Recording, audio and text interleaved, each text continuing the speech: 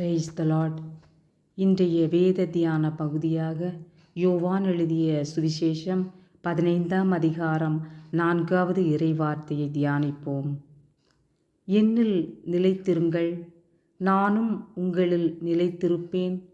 கொடியானது திராட்சை செடியில் நிலைத்திராவிட்டால் அது தானாய் கனி கொடுக்க மாட்டாதது போல, நீங்களும் என்னில் நிலைத்திராவிட்டால் கனி கொடுக்க மாட்டீர்கள்.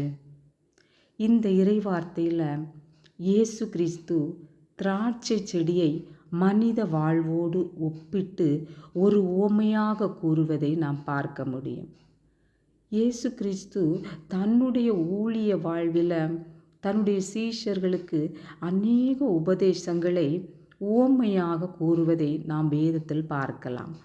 இந்த இறை வார்த்தையில் இயேசு தன்னை ஒரு திராட்சை செடிக்கு ஒப்பிடுகின்றார்.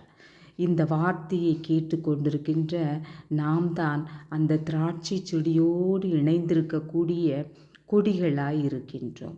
கடவுள், அதாவது தந்தையானவர் திராட்சை தோட்டக்காரர் என்பதாய் இந்த ஓமையில் ஒப்பிட்டு கூறுகின்றார். ஒரு திராட்சை செடியை நம்ம பார்ப்போம்னா அதனோடு இணைந்த கொடி, அதாவது அந்த திராட்சை செடியில் கொடி இணைந்திருக்கும் பொழுதுதான் அது மிகுந்த கனி கொடுக்கின்றது. அந்த கொடியை நம்ம வெட்டி பிரித்தோம்னா அது நிச்சயமாக கனி கொடுப்பதே இல்லை, அதால் கனி கொடுக்க முடியாது. அதே போலத்தான் நாமும் இயேசுவோடு இணைந்திருக்கும் பொழுது கடவுள் பிரியப்படுகிற கனியாகிய அன்பு, சந்தோஷம், சமாதானம், இச்சையடக்கம், பொறுமை, பரிசுத்தம், இவ்வாறான பல நல்ல கனிகளை கொடுத்து நாம் ஆண்டவரிடமிருந்து ஆசீர்வாதத்தை சுதந்திரித்து கொள்ள முடியும்.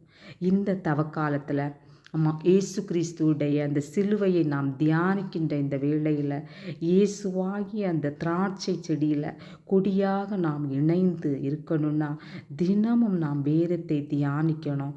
ஆண்டவருடைய பாதத்தில் அமர்ந்து கர்த்தருடைய வார்த்தைகளை தியானித்து இயேசு கிறிஸ்துவிடமிருந்து அந்த வார்த்தையை பெற்று அநேக ஆசீர்வாதங்களை நாம் பெற்றுக்கொள்ள முடியும். இந்த இறை வார்த்தையை இந்த வேளையில் கேட்டுக்கொண்டிருக்கின்ற ஒவ்வொருவருக்கும் இயேசு கிறிஸ்துவானவர் வார்த்தையை கொடுத்து ஆசீர்வாதத்தை கட்டளையிடுவாராக. திராட்சை செடியாகிய இயேசு கிறிஸ்துவில் இணைந்து கொடியாகில கனி கொடுப்பது போல, அந்த கொடி மிகுந்த கனி கொடுப்பது போல ஒவ்வொருவரும் மிகுந்த கனி கொடுத்து ஆசீர்வாதமாக இருப்பார்களாக. ஆமீன். ஹல்லேலூயா.